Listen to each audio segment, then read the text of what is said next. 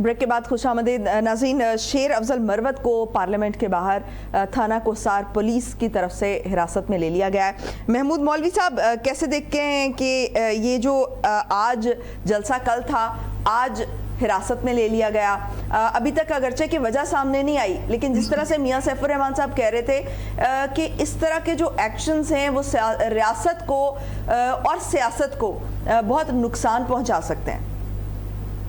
देखिए, मैं अग्री करूंगा। मैं तो कहूंगा ये जो कल कंटेनर्स लगाए थे ना, अगर आप मुझसे पूछे तो मैं कहूंगा ये भी गलत थे।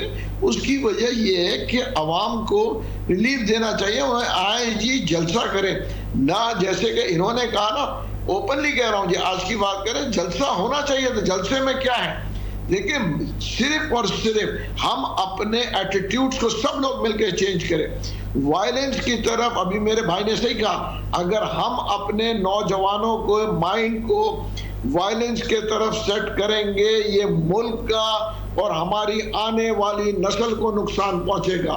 तो खुदारा मैं सारी पार्टी से, सारे इदारों से ये दरख्वास्त करूंगा कि ये वायलेंस का माइंडसेट, ठीक है ना, जो हम कम से कम अपने नौजवान को न दें। मैं उम्र के जिस हिस्से में हूं, हमने भी बहुत चीजें देख चुके हैं। वायलेंस विल नेवर पे। आप ये समझते हैं ना, आज लोग अपनी जवानी के जोश में जो स्टेटमेंट्स देते हैं, ये वक्त के साथ उनको अंदाजा होता है कि उनको कोई उससे फायदा नहीं होता। ये पहलवानी गिरी दिखाना या आदमी को एकदम वायलेंट हो जाना, ये मुल्क के लिए भी नुकसानदेह, उनके खुद के लिए भी नुकसानदेह, पार्टी के लिए भी नुकसानदेह है। ठीक, महमूद मौलवी साहब, एक ब्रेकिंग और मैं ऐड कर दूं कि उमर अयूब साहब को और जरताज गुल साहिबा को भी गिरफ्तार कर लिया गया। अब देखें, उमर अयूब साहब, हालांकि उमर अयूब साहब ने तो अभी मेरे ख्याल से उनका इस्तीफा भी कबूल हुआ था, वो जो सेक्रेटरी जनरल थे उन्होंने परसों छोड़ा है। तो देखें, ये अब जो हो रहा है ना, ये मैं वही कहूंगा बदकिस्मती है, मगर वही अगर जो नजर आ रहा है मेरे को, अब मैं इस पे कोई कमेंट नहीं कर सकता हूँ कि कल का रिएक्शन है या कोई और चीज है, मगर हम जो भी लोग जा रहे हैं, हम सब जो है, जब वायलेंस के तरफ जाएंगे तो उसके नताइज बुरे होंगे। और अगर जो है इसमें मैं आपको बताऊं, इकोनॉमिकली हम इफेक्टिव होंगे और आवाम को इसका नुकसान पहुंचेगा। ये जितने लोग हैं, हम सब जो है पॉलिटिकल लीडर, सारे मैं पॉलिटिकल पार्टीज को कहूंगा कि खुदारा वायलेंस से वो दूर रहें और आवाम के इंटरेस्ट की बात करें। देखिए ना, जलसों में कोई आवाम के इंटरेस्ट की बात नहीं करता, कोई इश्यूज की बात नहीं करते, हम एक दूसरे को बुरा भला कहते हैं। ये बदकिस्मती है हमारी। हम बात करें कि जी हम तालीम क्या देंगे, हम जो है महंगाई की बात करें, हम जो है लॉ एंड ऑर्डर की बात करें, हम कानून की बालादस्ती की बात करें, सही चीजों की हम बात नहीं करते। हम एक दूसरे के ऊपर वायलेंस, हम इसको मार देंगे, हम इसको छुड़ा लें, ऐसे नहीं होता। मेरा तो ये अंदाजा है कि ये जो है मुल्क को क्या, पार्टी को भी नुकसान पहुंचेगा।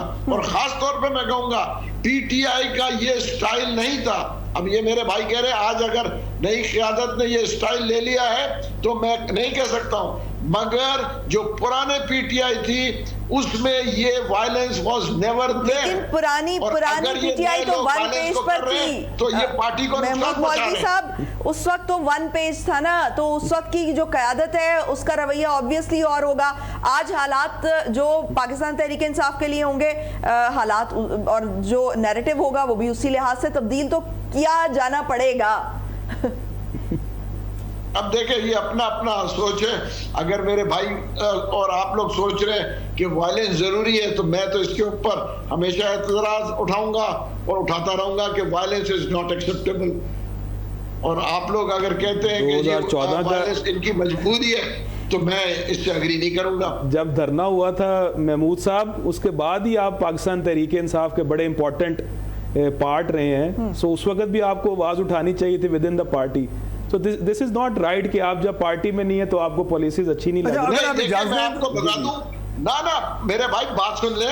9 मई को मैं वाहिद आदमी था कराची में, नाम नहीं लूंगा, जब एक खातून हमारी पार्टी की, उन्होंने कहा था कि हाँ, बल्कि 9 तारीख था या 8 था, मेरे को याद नहीं है, उन्होंने कहा था हमको چلے جانا چاہیے جی ایس کیو کے اندر. آپ پوچھ لیں سینئر لوگ تھے, میں نے کہا either will go for a disaster اور فار اے سول وار. یہ میرے وہ تو میڈم یاسمین بھی بیچاری کہتی رہی کہ ہم نے وہاں نہیں جانا. میڈم یاسمین, میاں محمود الرشید, اعجاز چودھری, ان کے آپ کے پاس ویڈیو کی ریکارڈنگز موجود ہیں کہ they all said کہ ہم نے وہاں نہیں جانا, لیکن they are behind the bars. Sir, the problem, sir, we have to سامنے آئی کہ آپ نے وہاں پہ جانا ہے لیکن پرامن جلسہ کرنا ہے. نہیں بالکل, یہ سب کہہ رہے تھے کہ نہیں جانا, وہاں جا کے یہ کہتے رہے کہ آپ پرامن رہے. اس وقت بھی ایکسپلائٹیشن کے اوپر تھے یہ نوجوان لوگ, اس وقت بھی جو جی ایس کیو میں آج ہوا, اور یہ اس کے ذمہ وار کچھ لوگ تھے, میں آپ کو بتاؤں, جنہوں نے کہا کہ نہیں جی ہم کو یہ ایڈونچر کرنا چاہیے, جو میرے عمر کے لوگ تھے. اور یہ جو میں کہہ رہا ہوں, جو میں نے کہا تھا کہ either will go for a disaster اور سول وار, یہ لوگ موجود ہیں, اور سینئر لوگ آج پی ٹی آئی میں بھی ہیں. اگر وہ منع کر دے کہ یہ میرے اسٹیٹمنٹ نہیں تھا. صحیح.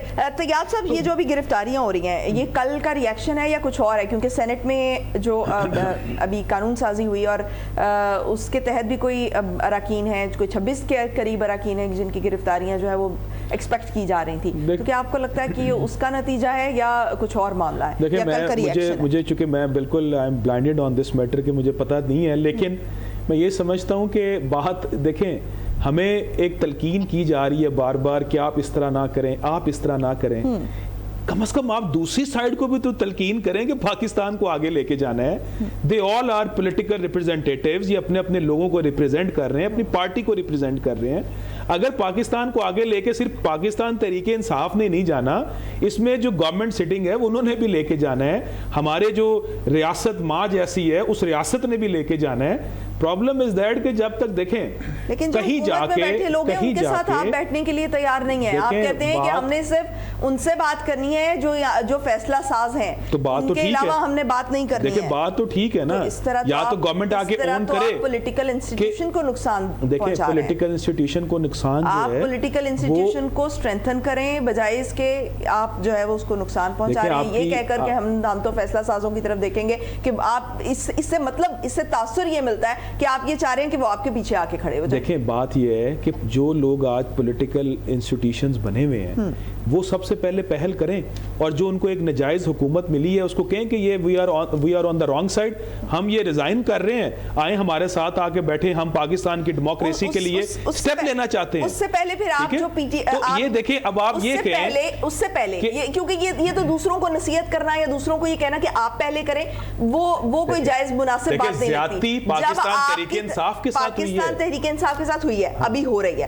لیکن 2018 میں انہوں نے ایک کندھا استعمال کیا. جو 2018 میں انہوں نے غلطی کی اس کا پہلے اعتراف کر لیں, کیونکہ جو غلطی کا اعتراف ہوتا ہے نا وہ اپنے سے شروع کیا جاتا ہے. جو بندہ جب آپ صحیح کرنے چاہتے ہیں تو وہ آپ کو اپنی طرف سے آپ کو غلطی کا اعتراف کرنا پڑتا ہے, اپنی طرف سے ایک انیشیٹو لینا پڑتا ہے. تو پاکستان تحریک انصاف کیسے یہ دیکھ رہی ہے کہ کیسے یہ ایکسپیکٹ کر رہی ہے کہ دوسرے یہ اس کے لیے کریں؟ آپ کو پہلے شو کرنا پڑے گا کہ you are on the wrong side. دیکھیں بات یہ ہے کہ جو بھی being a student of politics, جو بھی نان ڈیموکریٹک ریزنز کو یوز کر کے اقتدار میں آنا چاہے گا, اور یہ اس بات کا عمران خان صاحب بھی بار بار جو ہے وہ اس کو ایڈمٹ کر چکے ہیں کہ اگر ہم نے وہ کیا تھا تو ہماری غلطی تھی کہ ہم نے ٹرسٹ کیا اور غلط ٹرسٹ کیا. بات یہ ہے کہ دیکھیں, ایک وہ پرائم منسٹر جو الیکٹڈ پرائم منسٹر نہیں ہے, جس کو پاکستان کی عوام نے پرائم منسٹر منتخب ہی نہیں کیا. پاکستان کی اس وقت جو کابینہ ہے, جو ایک فیڈرل کی کابینہ بیٹھی ہوئی ہے, اس میں 95% لوگ وہ ہیں جو اپنے حلقوں سے ہارے ہوئے ہیں. کس طرح آپ ان کے ساتھ بیٹھ کے ڈائیلاگ کر سکتے ہیں؟ یہ وہ لوگ ہیں جن کو لوگوں نے مینڈیٹ ہی نہیں دیا. ہاں یہ اپنے اپنے عہدوں سے ریزائن کریں. مولانا فضل الرحمان صاحب نے بھی کہہ دیا کہ اب تو یہی اسمبلی ہے, چاہے 47 والی ہے 45 والی. ان کو بھی اعتراض تھا مولانا فضل الرحمان صاحب کو بھی, لیکن وہ تو کہہ رہے ہیں کہ اب یہی اسمبلی ہے, ظاہری بات ہے اب یہ چلے گی. ہر الیکشن میں دھاندلی کا الزام بھی لگتا ہے, ہر الیکشن میں حلقے کھلتے بھی ہیں, اور ہر الیکشن میں یہ اس طرح سے کہ دھاندلی ہوئی ہے یا ریگنگ ہوئی ہے یا پری پول ریگنگ ہوئی ہے, یہ ہم سنتے آ رہے ہیں. لیکن جب گورنمنٹ بن جاتی ہے تو ایٹ لیسٹ جو ہے وہ اس کا ریگارڈ کر کے آگے چلنے کا تو یہی طریقہ نظر آتا ہے, اس کے علاوہ کوئی طریقہ رہتا بھی تو نہیں ہے. ود ڈیو ریسپیکٹ, دھاندلی تو پاکستان جب سے بنا ہے, جب بھی الیکشن ہو رہے ہیں اس میں کہیں نہ کہیں ہو رہی ہے.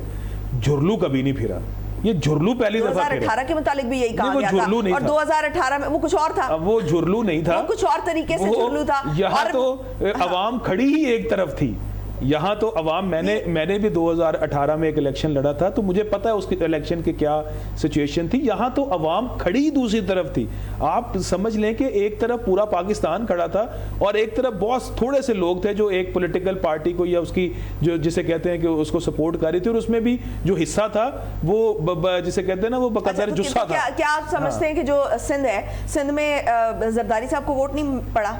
सिंध में आप ये महमूद मौलवी साहब बैठे हैं, इनसे पूछ लें कराची में कौन जीता है, हैदराबाद में कौन जीता है? जो एक आध शहर गिनवा देंगे, मैं पूरे सिंध की बात कर रही हूँ। और बात यह है कि अगर वहां के लोगों ने एक सिंध में के बहुत सारी सीटों पे तो हम इलेक्शन, आप जीडीए वालों से पूछे उनके साथ क्या हुआ है। वहां के लोगों ने उनको मैंडेट दिया है, तो आप उनके मैंडेट का एहतराम करें। आप ये तो नहीं कह सकते कि वहां पर भी सिर्फ पीटीआई और दूसरी जमात ही एग्जिस्ट नहीं करती। तो ये भी तो अपना डेटा दुरुस्त ना करने वाली बात हुई ना। आपकी बात बिल्कुल ठीक है, लेकिन आप वहां जीडीए से पूछे कि उनके साथ क्या हुआ है।